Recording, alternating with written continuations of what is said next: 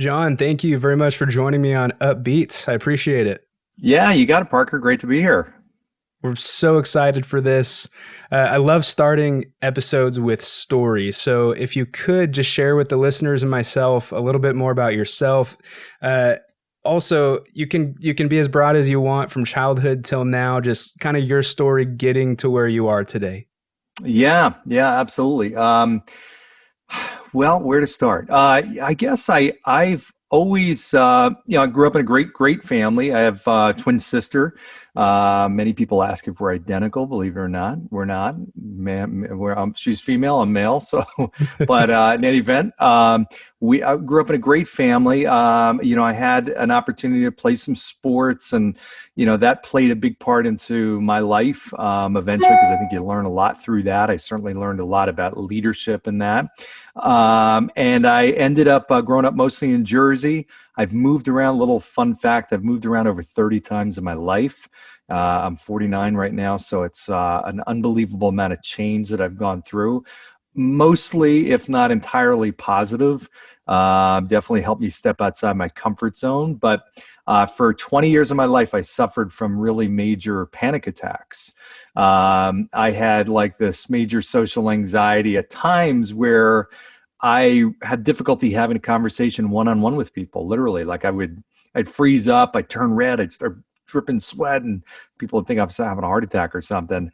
And I slowly kind of conquered the little panic attacks. I never talked to anybody about it, even my family. Never, ever mentioned even the word panic attack, because I thought if I talked about it, it would make it worse. And so I actually kind of did this little self journey of trying to overcome it myself, which took a lot longer than it should have. And I think I hit rock bottom. One day I got on a stage. I was talking in front of 70 people. And this was relatively early in my career. I'd been asked to talk about something I was having some success with, so it should have been an honor, and it was. But I froze up. I had a major panic attack right in front of everybody, and I couldn't breathe. I couldn't talk. I had people staring at me like wondering, okay, what's going on? And I turned around to write something on the board just to buy some time, and I ended up. I turned back around. I didn't know what to do, so I ran off the stage. I mean, it was horrible, horrible, horrible. So from that moment on, I started to learn leadership techniques, that not leadership in terms of the traditional sense of leading other people. I learned them for me, how to lead myself through a situation like that and overcoming it. And I figured, you know what? Before I try to lead other people, which I was passionate about leadership, I have to figure out how to get myself into a good place. And I'm making a long story short, but I did that. I overcame it, and then took on challenges of leadership and turning organizations around. I got a few great opportunities in Connecticut and Boston and DC to take over failing organizations, and I figured out how to turn them into winning organizations, and then figured, you know what, this is really fun. I love it.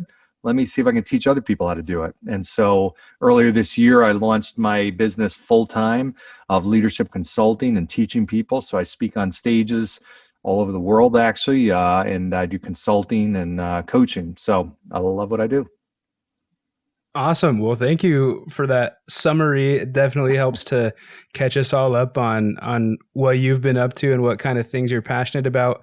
I was going to ask that too about leadership, like when exactly you knew you were passionate about that, because Upbeat has been largely a podcast about finding and pursuing the things that you're passionate about.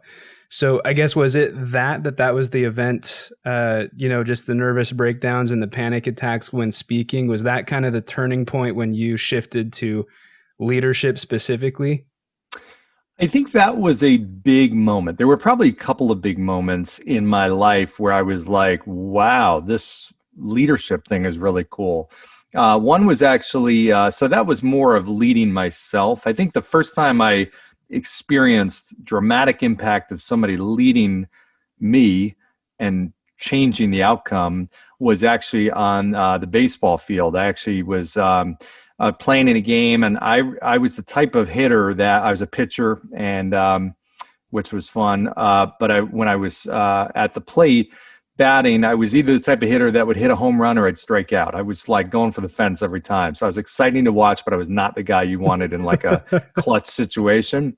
So this was my high school team, and we had a tough game, and it was a clutch situation. It was like bases loaded and, 2 outs type of thing. And I come to the plate and I'm like really, really not in the right mental space. I mean, all I'm saying to myself is, don't strike out. Please don't strike out. I mean, I would have rather gotten hit by the pitch than, face this pitcher who was a pretty good pitcher.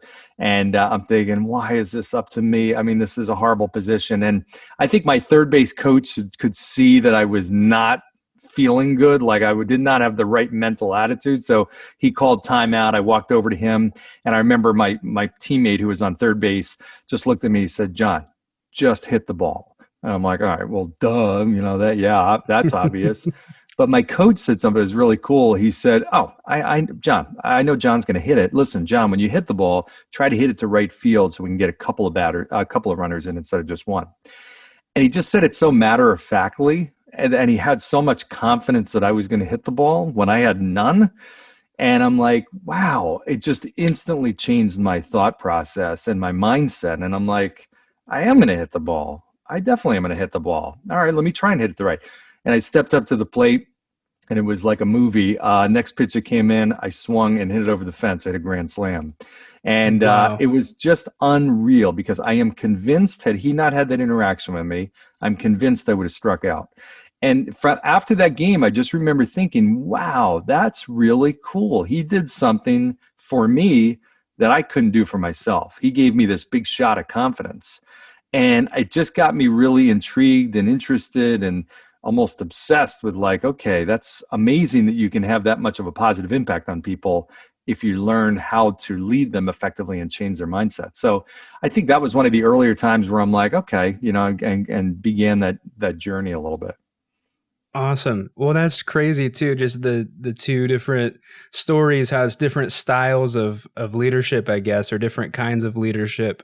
The one where you kind of start leading yourself and investigating that more, and then the baseball one where it just took something from someone else to motivate you, and it shifted your mindset, and it was somebody else leading. And maybe, do you think he even knew that he did that? Or do you think that's just something that you take away from it, and he just is naturally kind of that kind of person every single day?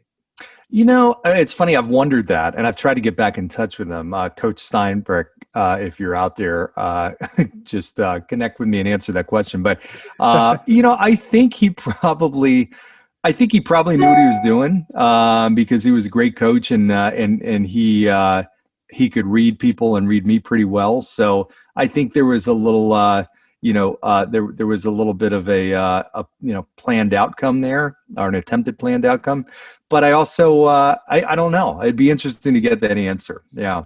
So Definitely. Well, it is just crazy to think about that. It's not, I mean, I think when people think of the word leader or leadership, they immediately put themselves in like a corporate office or something where there's like the boss man and then the people who are workers, and really it's not just that. Leadership is something that's throughout every single day, and almost just mentorship and being there for other people, but also, like you said, taking charge of your life and yourself and of your brain and of what you're thinking and what kinds of things you're doing. So I guess if you could expand on that, like what are some of the biggest differences between, I guess, leading yourself versus leading other people?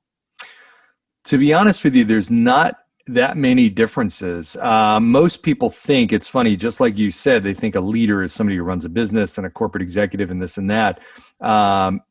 Everyone, literally everyone, is a leader, because unless you have no control over what you say, think, or do, which is a very large portion of our population, you control what you think, say, and do. You're a leader because you're leading yourself. You're influencing yourself. So I think I've seen leaders that have tried to step into these big leadership roles. They've gotten a promotion, or they've taken over, an organization, whatever it is, but they have failed at leader in that role not because they didn't have the desire or the vision or the ambition. It was really because they lacked the ability to, at the core, lead themselves. That's where it starts. People pick up on that pretty quickly. If you're somebody who doesn't have much control or influence over yourself, and you're, not very authentic, or you're saying one thing and doing another, they pick up on that really fast, and you really lose your influence at that point. So I think it's absolutely critical when I'm working with an executive, I'm working with a team of leaders or a company. You have to start with understanding how to influence yourself to think in a different way, or act in a different way, do certain things. When you get better and good or better at that, or great at that, then it's so much easier. It removes the obstacles to leading other people, because you are truly an authentic leader. And that's what being authentic is all about. So I think it always starts with the person, the leader, him or herself. Got it. Thank you for that breakdown. And while you were speaking, I had this probably something or a question or a myth that you've tackled a bunch before, being that you're a leadership expert. But the idea that leaders are born, not made. Like I'm sure you've heard of that before. Yeah. What is your thought on that? I guess popular or common myth that's mentioned a lot. I think it really is a myth. I don't believe even an ounce of that, because I've seen it, I've witnessed it. I mean, there are certainly certain people that have a natural gravitas or a natural level of confidence or whatnot, but anybody can learn how to be a good leader, an effective leader.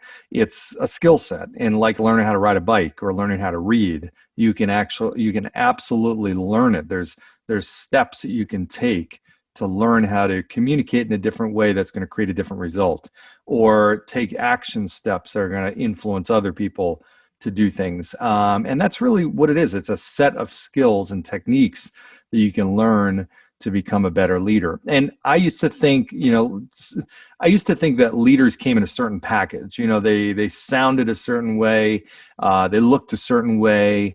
They had a certain educational background. Maybe they had a certain level of, influence naturally in the community. Not the case. I mean, I used to think leaders were very outgoing and just confident. I've seen and there's tons of examples of very shy, introverted leaders. There's tons of them. Bill Belichick is Patriots coach is a great example, super introverted. You've got all kinds of leaders that are very effective. And I thought they were very, they had to be a certain level of educational background. You've got tons of great, incredible leaders that never graduated high school. So it really debunks that whole concept and that whole belief that leaders are born. They're not. They're made. I love that. Well, and as you were saying that too, I was just thinking, I'm more of a artsy person, creative mindset, definitely right brained. But I went right to thinking about Simon Cowell, right? That I think he might be a good example for this point. I've never seen the guy sing. I've never seen him do any of the acts that have happened on America's Got Talent or on American Idol or on any of those shows. But he's like still their leader. He created the show. He created the platform. He coaches people. He creates bands. He creates musicians. He gives them a direction to go. He coaches them through what they're doing. But he himself is not like the knowledgeable person or the talented person when it comes to singing and doing those specific things, which is fascinating to think about too.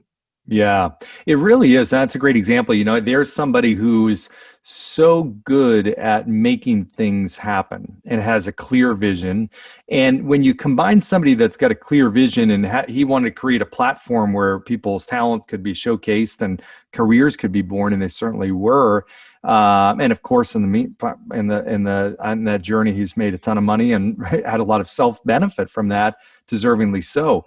But there's somebody who people are attracted to, people who make things happen, who can overcome obstacles, because 99% of people can't. Most people are not doers. So when you have somebody that is a doer, it's an attractive trait. It's somebody who, okay, hey, I want to. With this person, they make stuff happen. They say something, then they do it. whereas most people say something and they never do it. I wonder how many other people had that idea to do this, America's Got Talent type of thing, or what was the first name of it was, wasn't America's Got Talent. It was, The first one he did, American Idol. American Idol, Yeah. yeah. So, how many other people had an idea like that? They may not have just implemented it. But the other thing that makes Simon Cowell, I think, an influential person, he's got the competency and the skill of being able to identify who's got talent and who's got certain longevity and a long runway ahead of them. And he's also incredibly honest, right? He's brutally honest at times, but that shows you, people are looking for authenticity. They don't want, sometimes they need what they want is not what they really need. What they need sometimes is that tough love, because they know that critical feedback also comes with, a motive to help them get better. And they also know when they get positive feedback, it's real positive feedback. It's worth more than maybe coming from some of the other judges that may give that feedback almost artificially positively all the time, So I think that's also a way to develop a certain level of influence. Is just, you've got to be just ultra, ultra honest and candid. Definitely love that. And I love that the word authentic or authenticity keeps coming up in this episode. It makes me think, like, how can someone know, because I know for me, I've struggled with this too, but like how can someone know their, like, which version of themselves is like the true authentic self? And then is it okay to like turn that on and off, or is it okay to have different versions of yourself, kind of a thing? Because I liken it to my beatboxing and speaking career, like, and podcasting too. I feel like when I'm super zeroed in on a podcast, or when I'm going up on stage to beatbox or speak to an audience, I'm like the most hype, like, outgoing person in the world. It feels like. Yeah. But then most of the time, actually, though, I'm very, like you mentioned earlier, of different leaders and stuff, I'm very kind of shy and I don't really talk that much. And sometimes I have that like resting mean face, I don't look as approachable. And so it's like, why is it that one side of me is so like unapproachable and the other side of me is like so outgoing and fun and like pursuing a path that no one would really even think of me pursuing if they were just to see me? Yeah. Well, it's interesting, and you bring up something that's close to my heart because I dealt with that for many years too. One of those is really more authentically you, and it's okay to have certain parts of you come out more in different settings. I think every human is like that. You're more comfortable in certain settings. You're going to be maybe more easygoing. You're going to be more able to laugh and relax, more fun. Others you may not be able to, and that's natural. But I think there's a line where when you try to be somebody different in different settings, which I did when I was early in my career. I remember I learned from a leader who was a very commanding leadership style, very, what we call S1, very directive and do this and very tough, really tough, low relationship, high task oriented. And he was very effective. So I just assumed that was the style I had to have. And so I did. Very rarely would I smile. I would never crack a joke. I was tough. People looked at me as tough. Wow, he's a tough leader, high expectations. It was effective for a while, but I remember I had a social gathering, a holiday party or something in my place. And so all my people came over to my place and my wife at the time was there. And I remember I think it was her telling a story or something. And one of my advisors, people that work for me, was like, "What? That doesn't sound anything like John. What? He does that?" And she's like, "Yeah, what do you think he does?" And all of a sudden it became really obvious that there were these two John Laritos that were being described that were very different, one in work and one outside of work. And they're like, I could almost see the confused look on their faces, like, what? Which one is you? Are we seeing the real one, or is she seeing the real one? And it was a big light bulb moment at that point. I'm like, okay, this is not good, because the person that I was the one outside of work. The one inside of work wasn't me. That was who I was thinking I needed to be.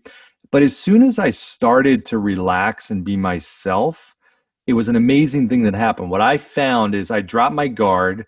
I let my real self come out a little bit. What I thought was going to happen was my level of influence and the respect that people had for me would drop, and they wouldn't do the things that I was, trying to get them to do and go in a certain direction. It was the total opposite. They became more loyal to me. The trust level was built up. They felt more approachable. They looked at me as being more approachable, more relatable, more authentic.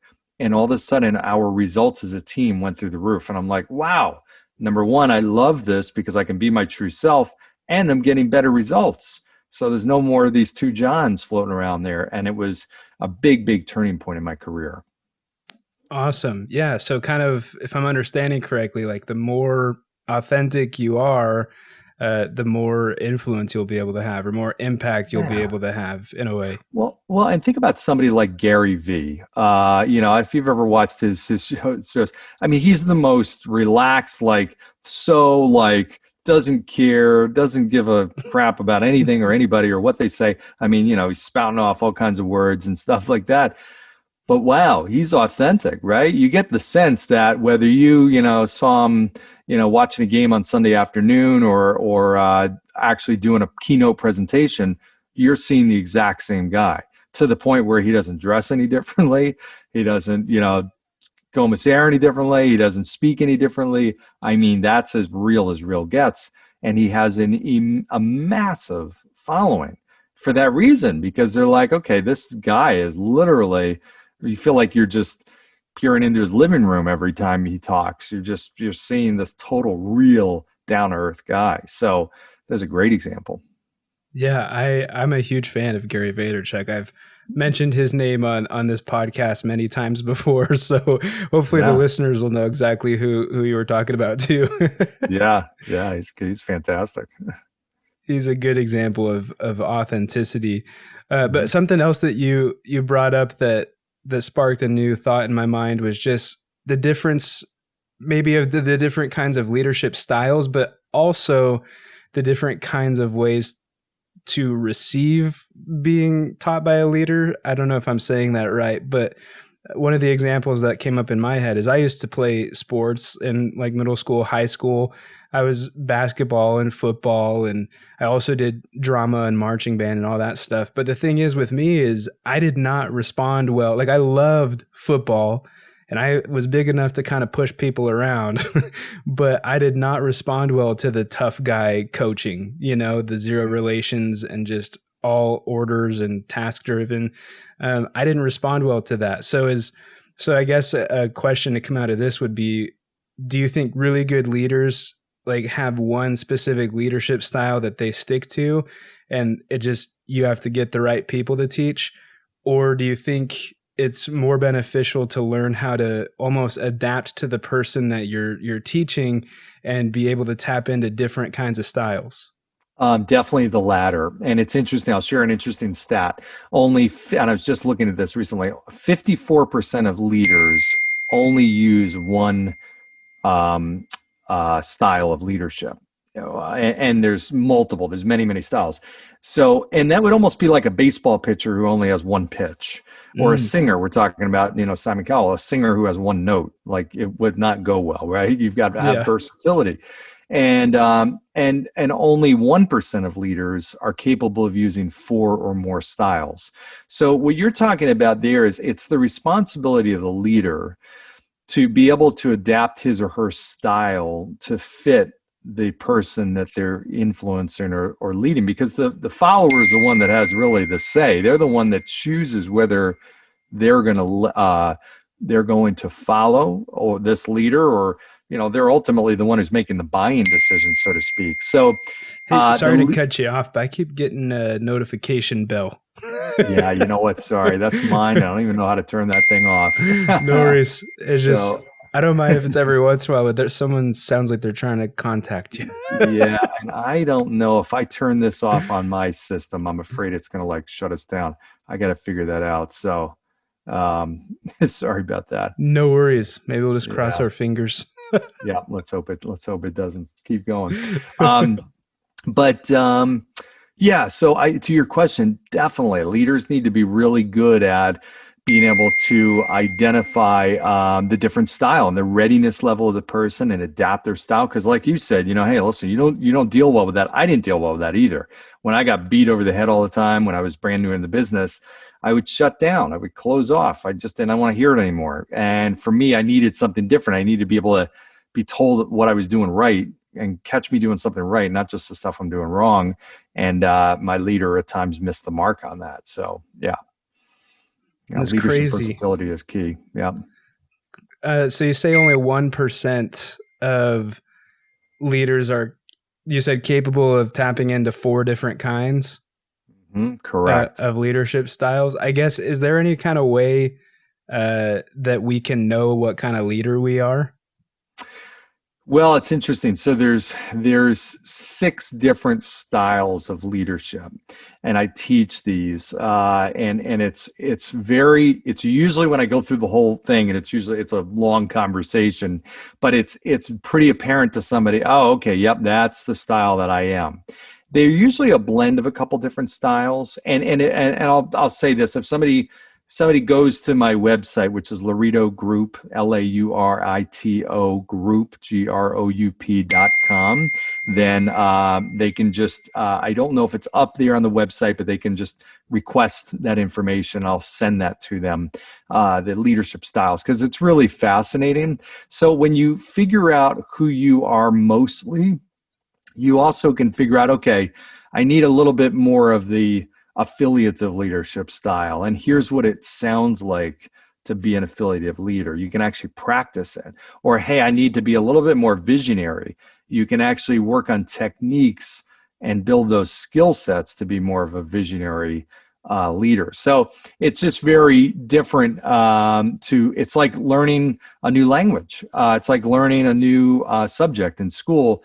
You learn it and then you develop it, you learn how to use it, and then it's like, okay, I got it. Now I understand how to do this. Yeah. Got it. Awesome. Well, thanks for sharing that. And I'll definitely put that in the intro and outro too, to go to your website and request that, and to maybe watch some of the videos too that you have there. I'm sure you've got some videos up about it. I do. Yep. And I've got some podcast episodes on it too. Yeah. Cool stuff. Awesome. Well, what are some things that we can do if we're very new to even just thinking about being a better leader? What are some of the things we could just start doing today to improve what kind of leaders we are, even when it comes to just leading ourselves better? Mm-hmm.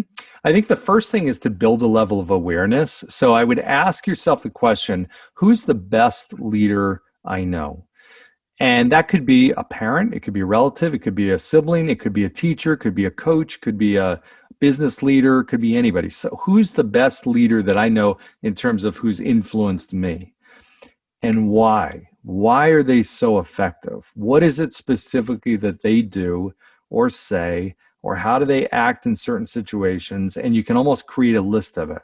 Well, they do this, and when I do this, this is what they say, and they're always there for me, whatever that is.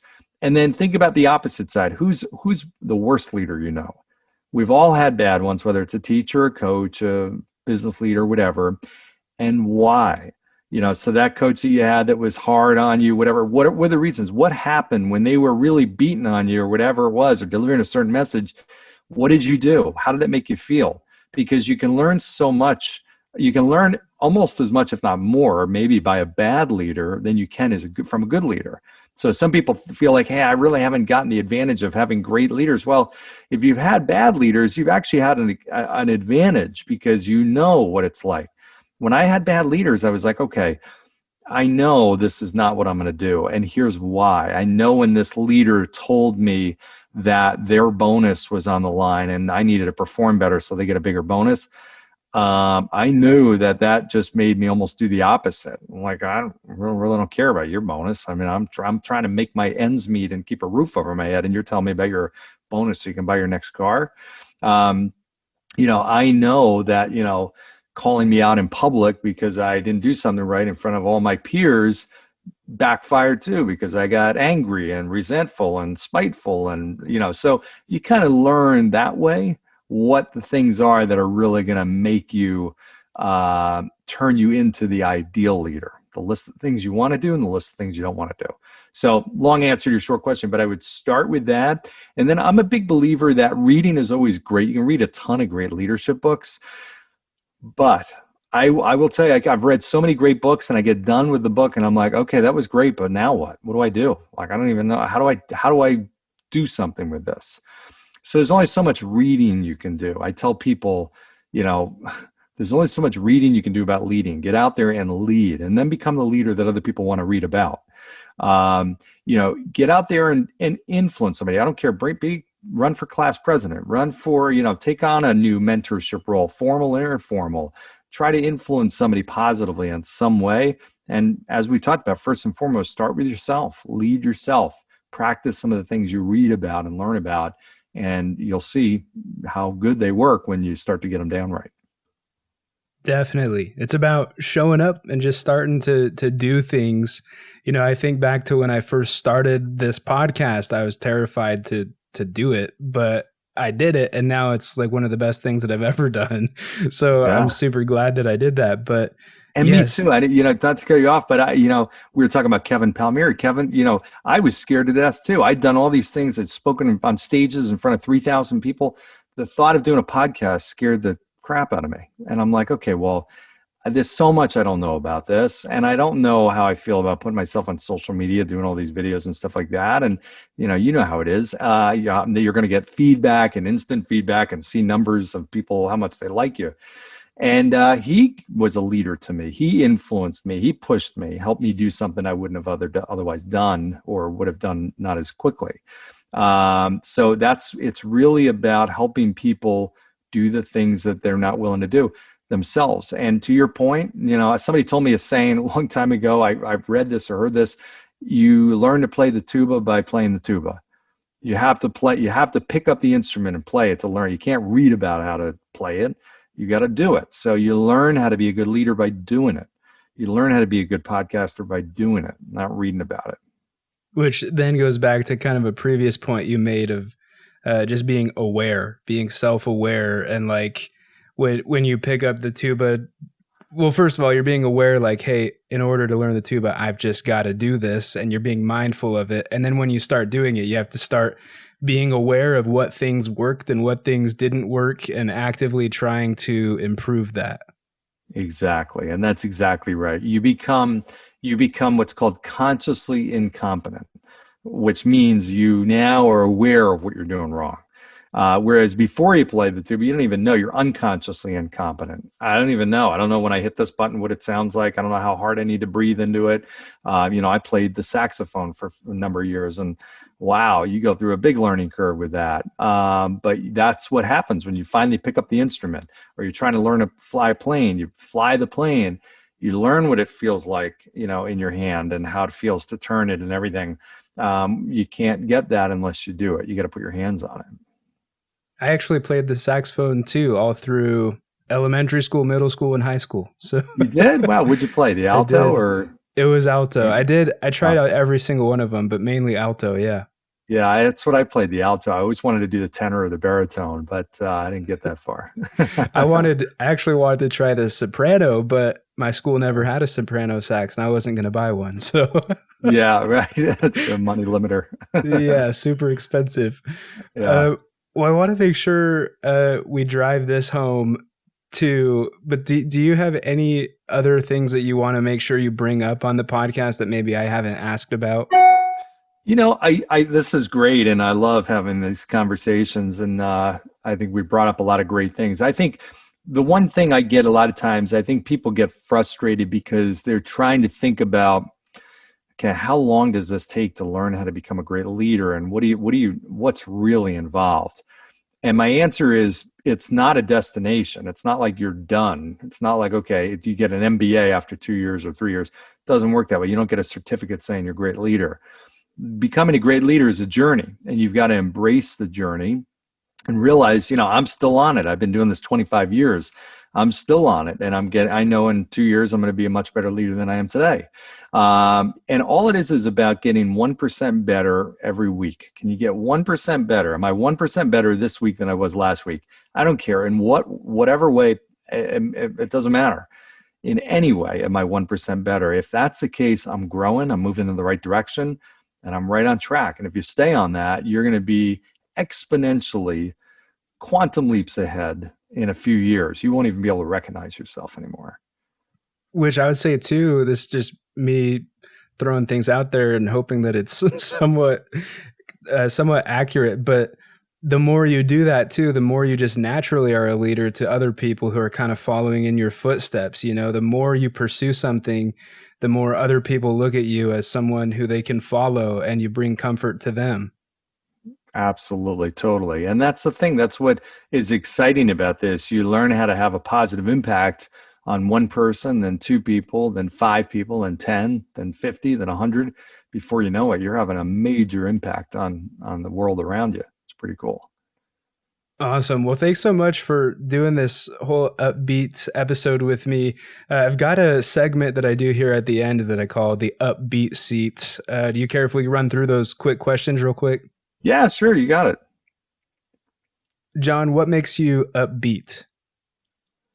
I think I wake up every day. I'm grateful for what I have, and being grateful for what you have makes you upbeat. Awesome. And what, or I guess who rather, is your number one influence? Ooh, I've got so many of them. You know, it's funny. I've been asked this question. I don't know if I can narrow it down to one person. I guess I don't mean this to come out the wrong way, but I guess myself, I just learned from a lot of people. So I guess I push myself to change or adapt based on how I feel about what I'm taking in. I don't know. I feel like that's what a perfect leader would say. a Yes. true leader, someone definitely taking initiative for themselves. What music do you listen to stay upbeat and motivated? I like classic rock. I mean, I love I love a big mix. Everything from like Pearl Jam to old Michael Jackson stuff, and like um, OAR and Killers and everything. So pretty wide mix. Love that. I guess what would be the perfect song to introduce you as you walk up on stage, one of your speaking events?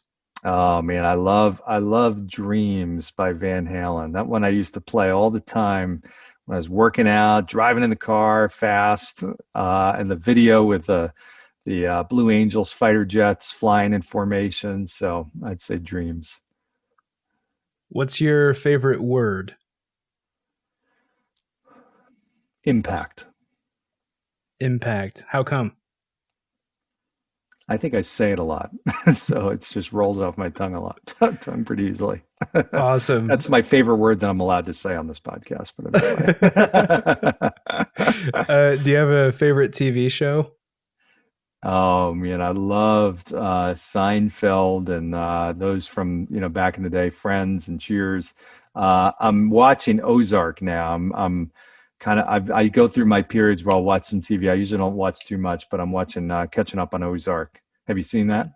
I haven't, but I've actually heard from a few previous guests too about that show, and I just need to get on it. Yeah, that and Breaking Bad. If you haven't seen Breaking Bad, that's incredible. Awesome. Yeah, I haven't seen either of those, so I should Yeah, jump start on with it. Breaking Bad. That's one you don't want to miss. Awesome. Favorite social media platform and just where people can get in touch with you. I'm on LinkedIn a lot. That's probably where I do most of my stuff. So they can find me, John Laurito, Laurito.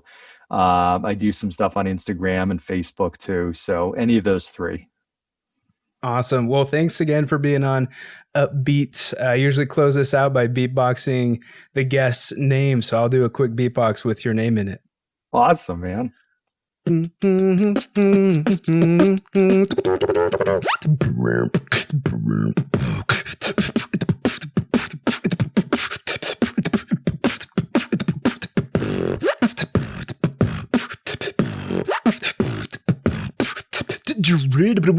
John Laredo.